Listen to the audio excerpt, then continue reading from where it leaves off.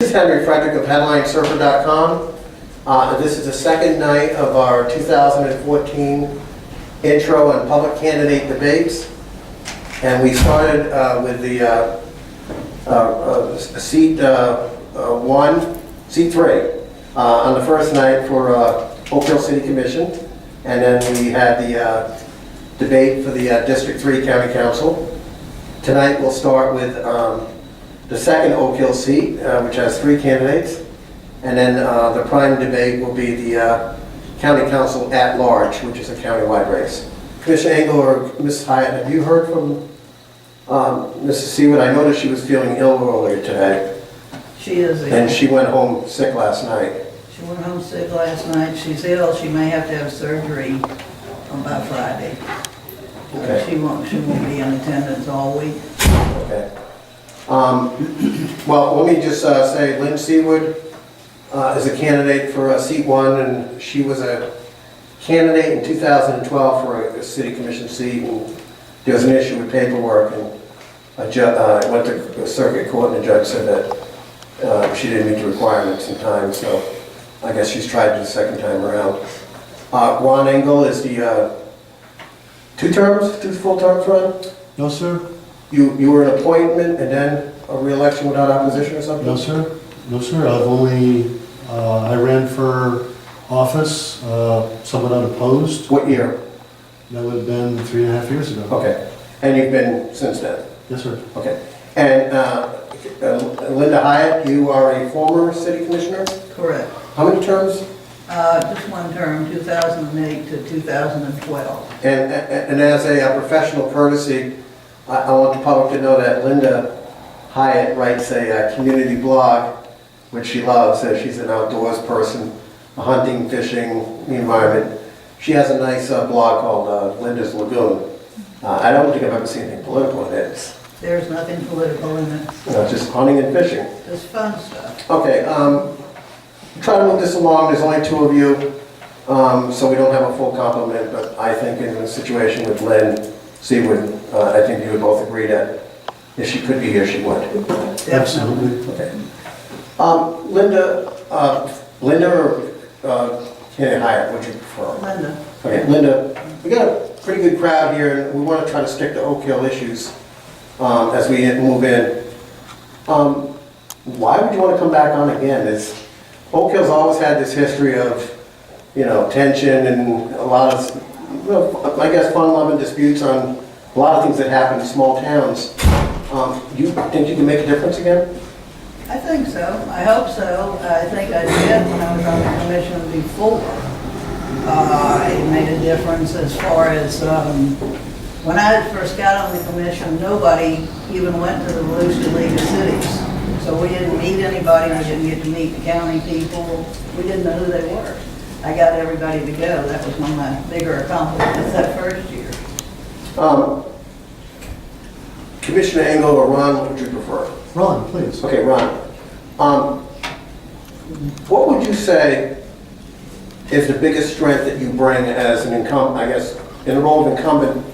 You feel you've earned the right, this benefit of the doubt, to continue forward with the, I guess you guys will have a debate in August unless Lynn is unable to continue, and then what would happen then? It would go to November, or? The runoff is in August, and then it's much like any other jurisdiction that if one of the candidates has 51%. Oh, no, I understand that. It's 50% plus 1, but if a candidate were to drop out because of illness or something, what does that do to the whole? I believe that just makes it just a Doesn't make two-way. any difference. Oh, so you would still do the August thing? And, We still would go to the August primary. well, I guess one would get 50% plus 1 automatically. That's 2 people. That could happen. Getting back to the original thought, though, Ron, what would you say has been, that you've brought to the table, that's been the biggest difference maker for you to say, hey, I need to stay on here at least 1 more term? I think logic and reason. Logic and reason, a lot of times, from what I can tell, I've gone back through city commission meetings back to, I believe it was 1994, and they're right inside here. I've read almost every single page of that up until roughly 2005. And a lot of times the leadership in this community There hasn't been like a real strong leader that's come out, that's made things happen, made differences, found ways of accomplishing things. There's been so much disagreement between sitting commissioners. That's a tough thing in any jurisdiction. Trying to get one leader, one individual, one spokesman and go and deal with outside the city type issues. We have that from time to time. We have some big ticket issues we've dealt with in the past. We have big ticket issues coming in the future. And I think that standing up, making the right informed decisions when it comes to that is what the real answer is. You do have a mayor, Douglas Gibson, retired Florida Highway Patrol trooper. I don't think he'd be the law and order on the dais, at least. There was some discourse for a number of years with your Oak Hill Police Department, and I'll start with Linda first. And then a decision ultimately came to say goodbye and turn to the sheriff. Before we get into any of the issues where we got to that point, Linda, you were supportive of keeping the police department at some point, right? Yes, I would keep. And I think when we talked, you said that you were pleasantly surprised that Sheriff Johnson, Ben Johnson, our countywide sheriff, has brought a bit of civility and respect in law enforcement. Would that be a fair statement? Yes, it's definitely a fair statement. It's been very impressive to see what they've done compared to what we had in the past. I believe you still have one more lawsuit with one of the former officers. It was thrown out of federal, and it's now working its way through the state courts again. I guess one of the things, Ron, that was a saving grace of having a sheriff is if there's an issue, the county bears the cost of legal and not the city, right? Yes, sir. When we first started sitting down talking with Mr. Johnson, he was adamant that prior to, because we had a short period of time where we didn't have a contract with him. And at that time, obviously, I'm asking him questions about liability, about a lot of other issues. And he came up, no more lawsuits with Oak Hill. I take care of all of that. Thank you. And earlier you talked about discourse and differences in a small town and not one person that could really step up with any kind of real authority, I guess. Linda, what about the issue of going to a strong mayor form of government? Would that benefit Oak Hill more, you think? As opposed to... No, I don't think so. Why do you I say like the that? whole commission to make the decision. Ron, and how long, 4 years, 20 I'll years? agree with her if I can. Sure, please. You know why? Breadth and depth is something that we're taught in college.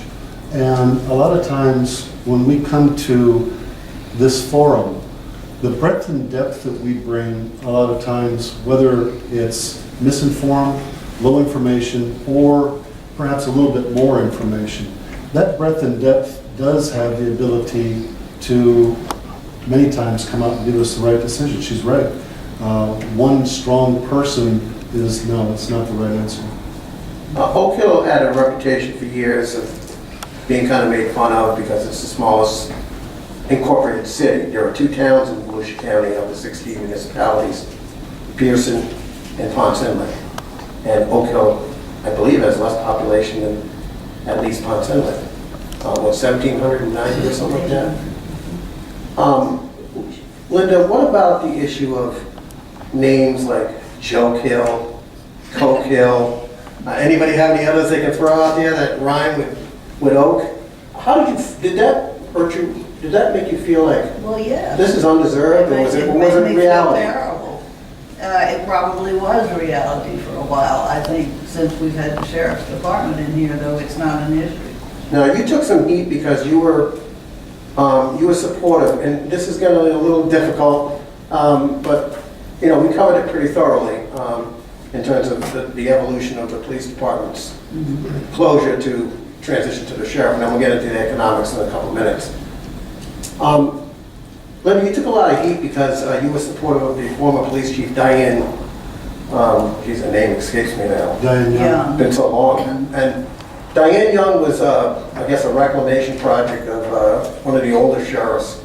The sheriff's candidate became a chief here. Ron, you remember the guy's name? That Gus Beckstrom, the Beckstrom Mobile case. Right, yeah. And he hired Diane, and she had a past with admission of cocaine. Did you feel that that was an unfair label on her?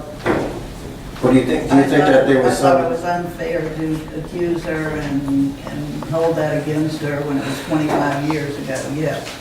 Well, let me ask you this. Do you think that it's unfair that maybe, I don't think you were part of the commission when she was hired, were you? No, Promoted to chief? I was on the commission when she was promoted. When did you first learn about that past? Through you. That's probably what it was. How did that make you feel? Did you feel like embarrassed that this thing that's falling apart and she's a nice person and people would have said, how would you expect otherwise? I felt very bad for her, right. Okay, and Ron, beat up on Linda a little bit, now it's your turn to take a couple of lumps. You were criticized, I guess, for you were trying to work, you were the police commissioner at the time, I guess, in the last year or so of the police department's structure? No, that's not absolutely correct. If you may remember, we had an opening Right. where our former mayor had left. That's $1 hour. Allowed. And there was some switching of some departments or something. At the time that Mr. Gibson was chosen to take that place, he seemed like the best candidate to take over the police department because of his police background. So I wanted to get him in there.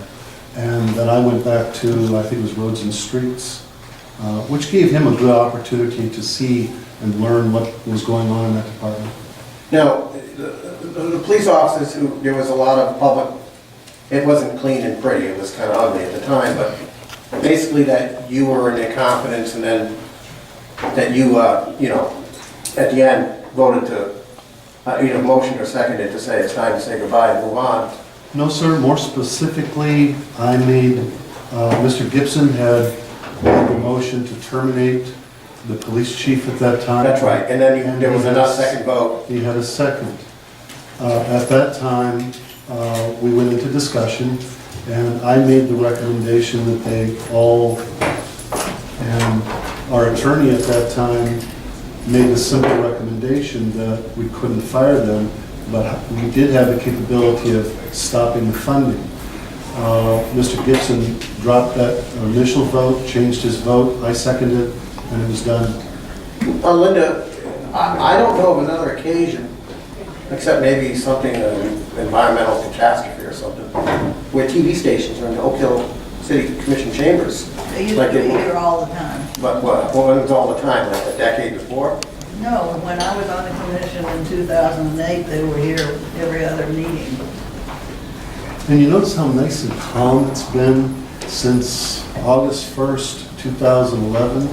I think that really, I think it was one of the wisest decisions I think I've ever made, because if you look at it from a perspective like this, if I wanted to, before August 1st of 2011, if I wanted to move into this town, if I wanted to come to this town and actually start a business, and knowing what I saw on television, what I saw as a fiasco sometimes, no. And I think our city really lost an awful lot of opportunity because of that. Well, that's not true anymore. We've turned the page. All of that stuff is long gone. And I think that the economic opportunity is what we have to benefit from that now. That there's other insights that I have, but I'm sorry to interrupt you. Well, Linda, I remember because we started, NSBnews.net was originally what Headline Surfing was. Right. And we were here basically every meeting. And TV stations, in my memory, were, as I started developing, we won those awards for what became an ugly, the mayor with, how old was she at the time, Mary Lee Cook? 84. National headlines, marijuana growing in the yard, and it just became a laughing And child stock. pornography, don't forget that one. Yeah, well, didn't want to go that far, but want to stick to the issue of the policing and the drugs, where it was either cocaine or marijuana or something. Those TV stations are pretty hot and heavy here on that night. The pictures we have, and people still talk to about this day. Linda, what would they have been here otherwise for? I can't remember.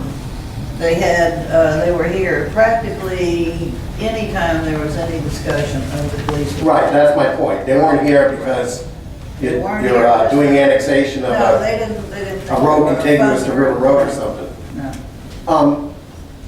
Ron, do you have any regrets of maybe how you could have handled things differently with the cops at the point? Or did you feel you had to cut it off? Because you were kind of perceived as a sellout, like you were their friend and then they're losing their jobs. Did you have a choice really in this? No, sir. The benefit of the community, I think everybody realizes it was a tough decision right then. Like I said, it's one of the toughest decisions I ever had to make. But the community has to survive, not the individuals. I don't need to survive here. The community does. I don't know how to better put it to you. Linda, there's no secret of the lack of love between the two of you, although you're great tonight, over the years with this police issue. I mean, Diane Young was known as someone that was a people-oriented police officer. She did overcome a lot of obstacles. She did. But as I started to dig and other things came up, Quaaludes, and it just kind of fell apart. How can you keep the morale going where it's at the top like that and still try to support someone who you felt, in hindsight, do you think that maybe was a mistake on your part, or do you feel like it could have been saved? Well, actually, I didn't want to believe it. So at that time, I thought it could have been saved. I completely agree, though, with the decision to go with the sheriff's department when we did. And Ron, you had the situation where you were perceived as kind of heartless by some of the cops where, you know, you're cutting the jobs, so you take away their livelihood. Would you like me to tell you a secret? Sure. After that took place, Right. I never told anybody this. After that took place, I picked up the phone, I called Ben Johnson. And Sheriff Ben Johnson. Yes. And I gave him 3 names, and I couldn't have given them a higher recommendation of 3 of those police officers that we had. You're right, the bathwater got tossed out, but I didn't toss them all out. One of them had an issue, I won't tell you what the rest No, of it we don't have was, but time to follow you. I followed through with it. Those 3 individuals did a spectacular job in our community, What do we have, 7 cops altogether, 6, 7 and cops? 2 reserves. And the chief. Yes. Linda, what about Mr. Ron Engel's approach in terms of his management style, his elected, his political style, and yours? You're more of a genteel, he's more of a, you know, bottom line kind of, at least that's a perception. Would you say that's accurate between the two of you? Yes, probably. So what should we do, not we, but meaning the citizens here of Oak Hill, what do you need to do to overcome and say, he's got to go, I'm coming back? What one issue, or what, is it character, is it decision making? Excuse me.